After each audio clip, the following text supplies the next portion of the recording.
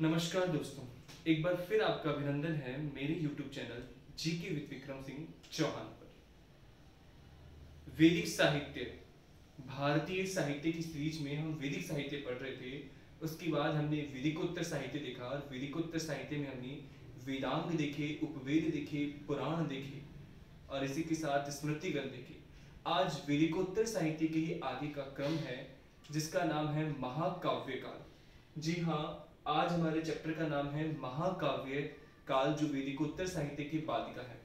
और महाकाव्य काल में हम बात करेंगे हमारे भारत के दो महाकाव्यों की, जिनमें एक का नाम है महाभारत और एक का नाम है रामायण।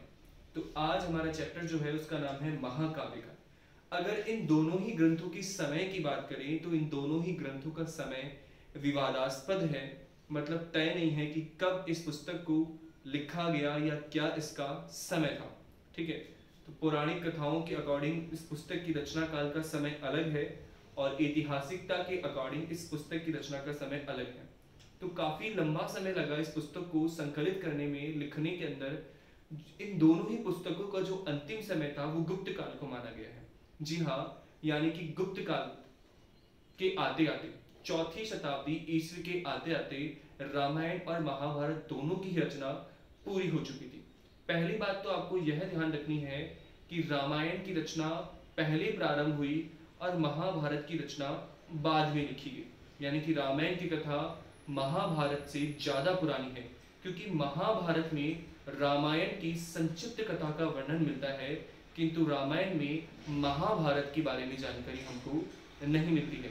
तो यह ध्यान रखना है कि रामायण पहले लिखी गई और महाभारत बाद में लिखी गई, और दोनों ही पुस्तकों का अंतिम समय जो था वह था गुप्त काल। तो अब हम चलते हैं हमारी पुस्तक की ओर। पहली पुस्तक हमारी जिसका नाम है रामायण।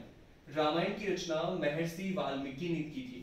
जी हाँ, महर्षि वाल्मीकि के द्वारा रामायण की रचना की गई थी। वैसे तो रामायण बहुत सारे इतिहासकारों द्वारा या कवियों के द्वारा लिखी गई, जैसे तमिल में भी एक रामायण है जिसकी रचना कंबन ने की थी। तमिल रामायण की रचना कंबन ने की थी, लेकिन अपन महत्वपूर्ण रामायण की बात कर रहे हैं। तो जो प्रमुख रामायण है, जो मूल रामायण है, उस मूल रामायण की रचना वाल्मीकि ने की थी। ठीक है, रामायण को भारत का आदि महाकाव्य कहा जाता है। इंपॉर्टेंट है, रामायण को भारत का आदि महाकाव्य कहा जाता है और इसकी रचना करने वाले महर्षि वाल्मीकि को भारत के आदि कवि कहा गया है। तो वाल्मीकि आदि कवि के रूप में जाने गए हैं और रामायण आदि महाकाव्य के रूप में जाना गया है। इसकी रचनाकार है जो कौन है? महर्षि वाल्मीकि। इसी के साथ मैं आपको बताना चलूं, एक है पुस्तक जिसका नाम है रामचरितमानस। इस रामचरितमानस की रचना की थी तुलसीदास ने। ठीक है, एक है रामायण कंबन, तमिल लेखक है जिनका नाम है कंबल द्वारा रचित रामायण। ठीक है, तो कहानी वही राम सीता लक्ष्मण रावण की है, लेकिन दोनों में कुछ कुछ घटनाओं का अंतर मिलता है। जो मूल रामायण की रचना की बात है तो महर्षि वाल्मीकि। आगे चलते हैं। रामायण का अन्य नाम है चतुर्विंशति सहस्त्र संहिता। अगर पूछा जाए कि चतुर्विंशति सहस्त्र संहिता के नाम से किससे जाना जाता है, तो रामायण को जाना जाता है चतुर्विंशति सहस्त्र संहिता। यहाँ चतुर्विंशति सहस्त्र संहिता का मतलब है 24,000।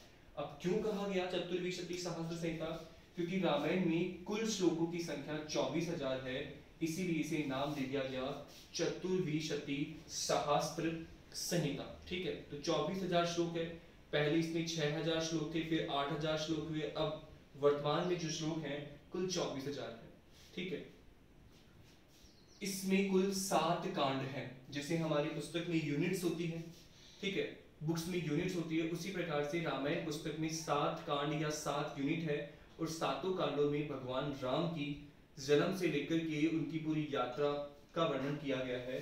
7 कांड में पहला कांड आता है जिसका नाम है बाल कांड। भगवान राम का जन्म और उनकी बचपन की यादें, उनका बचपन का कार्य, उनके बचपन में द्वारा उनकी जो बचपन में जो भी कार्य किए गए थे उन सब चीजों का उल्लेख किस कांड में है? उसका नाम है बाल कांड में है। और इसमें वो जो गुरुकुल जाते हैं वो सब चीज का वर्णन भी बाल कांड में। इसके बाद अयोध्या कांड है, उसके बाद आरण्यक कांड है, उसके बाद किष्किंधा कांड है। किष्किंधा कांड में भगवान राम की मुलाकात होती है सुग्रीव और हनुमान से, और माता सीता को ढूंढने का प्रयास वो आगे करते हैं। तो वो किष्किंधा कांड, उसके बाद सुंदर कांड, उसके बाद लंका कांड या युद्ध कांड है, और अंतिम जो कांड है उसका नाम है उत्तर कांड। तो ऐसे करके रामायण में 7 कांड है। ये सातों कांड क्रम से लिखे हैं। पहला बाल, दूसरा अयोध्या, अरण्य, किष्किंधा, सुंदर, युद्ध और उत्तर कांड है। रामायण में राम को विष्णु का अवतार माना गया है। ठीक है, बाल कांड, अयोध्या कांड में भगवान राम को विष्णु के अवतार के रूप में माना गया है। ठीक है, रामायण की जो रचना का समय है वो विवादास्पद है, जो मैं आपको पहले ही बता चुका, लेकिन फिर भी इसका जो अंतिम रूप आया वह गुप्त काल का माना जाता है, कि गुप्त काल में अंतिम रूप से रामायण की रचना कर दी गई थी। तो पहले रामायण और बाद में कौन सी है? महाभारत। अब हम बात करेंगे महत्वपूर्ण ग्रंथ जिसका नाम है महाभारत। महाभारत को विश्व का सबसे बड़ा महाकाव्य कहा गया है। महाभारत को विश्व का सबसे बड़ा महाकाव्य कहा गया है। इसकी रचना या संकलन करता जो है उनका नाम है वेद व्यास। इसकी रचना या संकलन जिन्होंने किया उसका नाम है वेद व्यास। और महाभारत का जो अंतिम रूप है वो 4वीं शताब्दी ईस्वी में या 400 ईस्वी के आसपास, वही गुप्त काल। ठीक है, महाभारत का अंतिम रूप कौन सा काल है? गुप्त काल। 319 ईस्वी से लेकर के 550 ईस्वी का समय भारत में जिस वंश या जिस काल का रहेगा वो गुप्त काल है। अंतिम रूप गुप्त काल का रहा। तभी तो गुप्त काल को स्वर्ण काल कहा गया, क्योंकि उसमें साहित्य, स्थापत्य, कला, संस्कृति, मंदिर निर्माण सभी का बड़े स्तर पर विकास हुआ, इसलिए गुप्त काल स्वर्ण काल कहलाता है। नेक्स्ट बात करें, महाभारत की जो रचना है वो 3 चरणों में हुई थी। महाभारत की रचना 3 चरणों में हुई। इसके प्रथम चरण में 8800 श्लोक थे, और तब इसका नाम हुआ करता था जय संहिता। जय संहिता के नाम से जो ग्रंथ जाना गया उसका नाम है महाभारत। इसके प्रथम चरण में 8800 श्लोक थे, तब इसका नाम था जय संहिता। द्वितीय चरण में श्लोकों की संख्या बढ़कर के 24,000 हो गई, तब इसका नाम रखा भारत, और इसमें फिर बहुत सारी घटनाओं को जोड़ दिया गया, और संख्या तीसरे चरण में 1 लाख तक पहुंच गई श्लोकों की, इसलिए इसका नाम हो गया महाभारत। ठीक है, 1 लाख श्लोक होने के बाद में इसका नाम महाभारत, या फिर इसका संस्कृत नाम करें 1 लाख को लेकर के हम, जैसे हमने 24,000 श्लोक होने पर इसको चतुर्विंशति सहस्त्र संहिता कहा था, उसी प्रकार से 1 लाख श्लोक होने पर हम इसे नाम देते हैं सत्य सहस्त्री संहिता या महाभारत नाम दिया गया। अगर हम बात करें तो महाभारत का मूल विषय क्या है, तो महाभारत का मूल विषय हस्तिनापुर से संबंधित, कौरव और पांडवों से संबंधित उनके युद्ध को लेकर के उनके द्वारा किए गए कार्य, या जो महाभारत का युद्ध हुआ था, भगवान कृष्ण जो युद्ध करवाया था धर्म की स्थापना के लिए, अच्छाई पर बुराई की विजय, तो वही चीज इसका मूल विषय है, कौरव और पांडवों के मध्य संबंध, यही महाभारत का मूल विषय। लेकिन इसके अलावा भी महाभारत में धर्म, अर्थ, काम, मोक्ष, चरित्र, सांस्कृतिक सभी चीजों का विस्तार से वर्णन किया है। इसीलिए महाभारत पुस्तक के लेखक यह दावा करते हैं कि जो अंश इस महाभारत में लिखा गया है वह अन्य भी जगह है, अन्य जगह पर भी है। मतलब जो बात इसमें लिखी गई है वह अन्य ग्रंथों में भी है, लेकिन जो इसमें नहीं है मतलब वो कहीं नहीं है। ये दावा करता है कि जो बात इस ग्रंथ में नहीं है वह कहीं पर भी नहीं है, और जो इसमें है वह अन्य जगह भी है। तो लेखक इतना कॉन्फिडेंस है कि उसने इतनी बड़ी रचना बनाई है, मतलब सभी चीजों का इसमें समावेश किया गया, अगर इसमें नहीं है तो मतलब वो है ही नहीं। ये बात कहता है कौन? लेखक। इसका नाम क्या है? वेद व्यास। ठीक है, यह विश्व का सबसे बड़ा महाकाव्य है। जैसे रामायण में 7 कांड थे, उसी प्रकार से महाभारत में 18 पर्व है। जी हाँ, महाभारत में 18 क्या है? पर्व है, और इसके 6ठे पर्व का नाम है भीष्म पर्व। 6ठे पर्व का नाम क्या रहेगा इसमें? भीष्म। हम 18 पर्व की बात नहीं कर सकते हैं, इंपॉर्टेंट नहीं है। जो प्रश्न बनेगा हमारे, हम उससे संबंधित बात करते हैं। तो कुल कितने पर्व है? 18। 18 पर्व में से 6ठा पर्व है जिसका नाम है भीष्म पर्व। और इस भीष्म पर्व में अगर बात करूं मैं 23 से लेकर के 40 तक के अध्याय, तो कुल 18 अध्याय हो जाएंगे। अगर आप काउंट करोगे 23 से लेकर के 40 तक कुल 18 अध्याय हैं, उन्हीं 18 अध्यायों को क्या कहा गया है? गीता कहा गया है। तो सीधे सीधे क्वेश्चन बन रहा है, गीता की रचना किसने की है?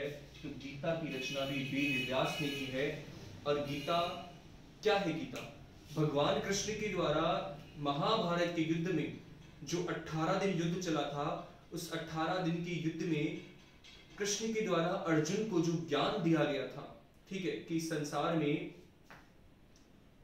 संसार को लेकर के ज्ञान दिया गया था कि संसार में जो चीज है वो होनी ही है और जो नहीं है वो नहीं है। मतलब धर्म की स्थापना के लिए उसे अपने भाइयों को, अपने पिताओं को, पिता महाभीष्म अपने गुरुओं से युद्ध करने के लिए तैयार किया था भगवान कृष्ण ने। तो 18 दिन का जो ज्ञान था, महाभारत में जो गीता का ज्ञान था वो भगवान कृष्ण ने अर्जुन को दिया था। तो वही क्या कहलाया था? गीता। युद्ध 18 दिन चला, इसलिए 18 अध्याय बने। 18 अध्याय कहां से कहां तक? 23 से 40 तक। जिस पर्व में इसे डाला गया है वो कौन सा है? भीष्म पर्व है। तो ये हमारे दो महाकाव्य हो गए, एक का नाम है रामायण और एक का नाम है महाभारत। इसके आगे की क्लास में हम साहित्यों के ऊपर बात करेंगे और हम नेक्स्ट साहित्य को लेकर के बात करेंगे, और वो हमारा साहित्य होगा बौद्ध साहित्य।